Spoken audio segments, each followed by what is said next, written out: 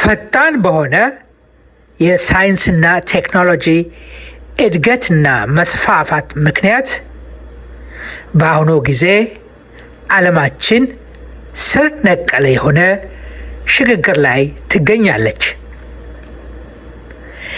ኤአይ እና ሮቦቲክስ የዓለማችንን የሥራ ሁኔታና የማህበራዊ አወቃቀርና አደረጃጀቶችን በመቆጣጠር ላይ ይገኛል።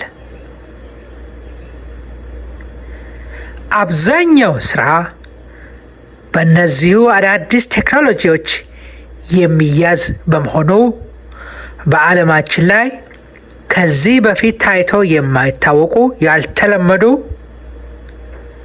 ማህበራዊ፣ ኢኮኖሚያዊና ፖለቲካዊ ሽግግሮች ይከሰታሉ።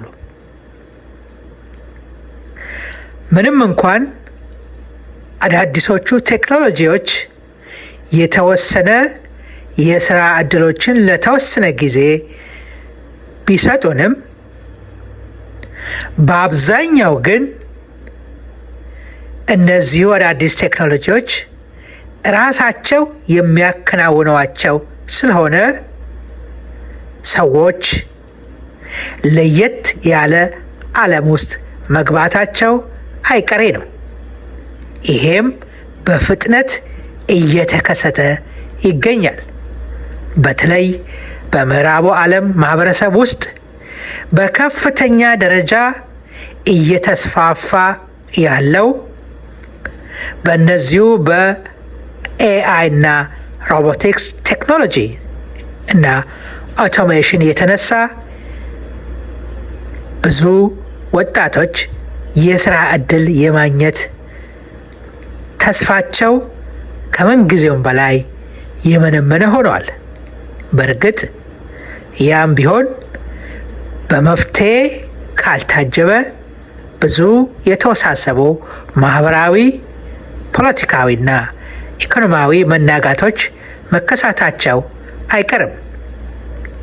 የሳይንስና ቴክኖሎጂ እድገት በፍጥነት ወደፊት መገስገስ የማይቀር ጉዳይ ስለሆነ ዓለማችን አዲስ አይነት ማህበራዊ ግንኙነት ወይንም አዳዲስ ፖሊሲዎች የግድ መፈጠር ያለበት ወቅት ላይ ነው ያለ ነው። በተጨባጭ በየቀኑ የምናያቸው ከተለያየ ተቋማት፣ ዩኒቨርሲቲዎች ተመርቀው የሚገኙ ወጣቶች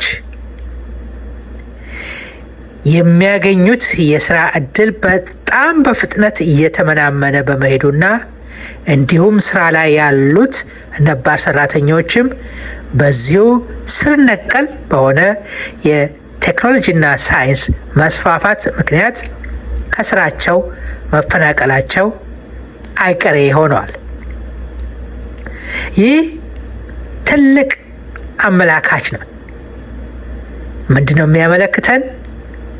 በዓለማችን አዲስ ስርዓተ ማህበር እየገባ እየመጣ ወደ እኛ እየቀረበ መሆኑን የሚያሳየን ጉዳይ ነው። ይሄ ሁኔታ በጣም ያሳሰባቸው አንዳንድ ተቋማት፣ በዓለም ዙሪያ የሚገኙ መንግስታት በዚህ ጉዳይ ላይ በሰፊው ውይይት አድርገው አስቸኳይ የሆነ እርምጃዎችን መውሰድ ካልጀመሩ ነገሮች ከቁጥጥር ውጭ ሆነው ዓለማችን ወደ አልታሰበ ውጥንቅጥ ውስጥ ልትገባ ትችላለች። አሁን ባለው አካሄድ የሳይንስና ቴክኖሎጂው መስፋፋት በብዛት ተጠቃሚ እያደረጋቸው ያሉት ትላልቅ ካምፓኒዎች ይህ የማይቀረውን አዲሱን መጪ ዓለም እንዴት እንደምንቀበለው መንግስታት ካልተረዱ ብዙ የተወሳሰቡ ፖለቲካዊ፣ ኢኮኖሚያዊና ማህበራዊ መቃወሶች በማህበረሰባችን ዘንድ መታየቱ እንደማይቀር ነው እየነገሩን ያሉት። ምን ያህሎቻችን ይህንን ግንዛቤ ይዘን መጪውን የዓለማችንን ሁኔታ ለመቀላቀል በዝግጅት ላይ እንገኛለን? በእርግጥ ይሄ በግለሰቦችና በተወሰኑ ቡድኖች ላይ ያተኮረ ነገር ሳይሆን ዓለም አቀፍ የሆነ ሁሉንም የሚመለከት ጉዳይ በመሆኑ በዚህ ዙሪያ ያለውን ሁኔታ በአስቸኳይ ግምት ውስጥ በማስገባት በዚህ አቅጣጫ መቀስቀሱ ትልቅ አስፈላጊ ነው ብለን ስለምናምን ነው በየሶሻል ሚዲያው እና በተለያየም መገናኛ መስመሮች ላይ ይህንን መልእክት ለማስተላለፍ ጥረት የምናደርገው። ያለምንም ጥርጥር ብዙ ስራዎች በቴክኖሎጂ ይተካሉ። አውቶሜሽን፣ ኤአይ እና ሮቦቲክስ ባሉበት ዓለም የግድ ርካሽ የስራ ቅልጥፍናን፣ አመራረትን የሚያመጡ ቴክኖሎጂዎች በመሆናቸው ከዚህ ውጪ ምንም አማራጭ ስለማይኖር ሁሉም ይሄንን ለመተግበር ለመፎካከር ቀን ተቀን በፍጥነት እየሰሩበት ነው ያሉት። ስለዚህ በየትኛውም አካባቢ የእኛንም ሀገር ጨምሮ በዚህ እያስገመገመ በመጣው ለውጥ ላይ ከፍተኛ ውይይት ማድረግና ስራዎችን በዚህ አቅጣጫ መቃኘቱ እጅግ አስፈላጊ ነው ብለን እናምናለን። ዓለማችን ስር ነቀል ለውጥ ውስጥ እየገባች ነው። የዓለማችን የኃይል ማዕከላት ከሰሜኑ የንፍቀ ክበብ ወደ ደቡቡ ንፍቀ ክበብም በመጓዝ ላይ ይገኛል። የአፍሪካ አህጉር በዚህ በመጪው ዘመን ትልቁን ቦታ ትይዛለች ተብሎ ስለሚገመት ምናልባትም እስካሁን እየተለመደው ከአፍሪካ ወደ ሌላ ዓለማት የነበረው ፍልሰት በተቃራኒው ከሌላው ዓለም ወደ አፍሪካ መዛወሩ እንደማይቀር ነው ባለሙያዎች የሚያስረዱን።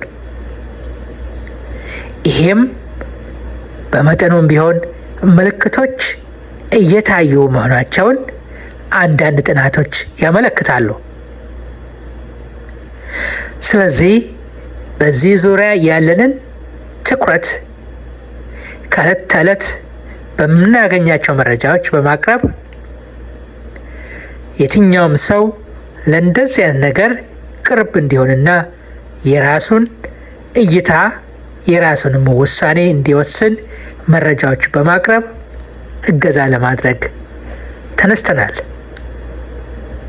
እናንተም የእነዚህ መረጃዎችና አጠቃላይ በለውጥ ውስጥ ያለችዋን ዓለም የተለያዩ መረጃዎችን በማግኘት የራሳችሁን እንቅስቃሴ ማድረግ እንዳለባችሁ ነው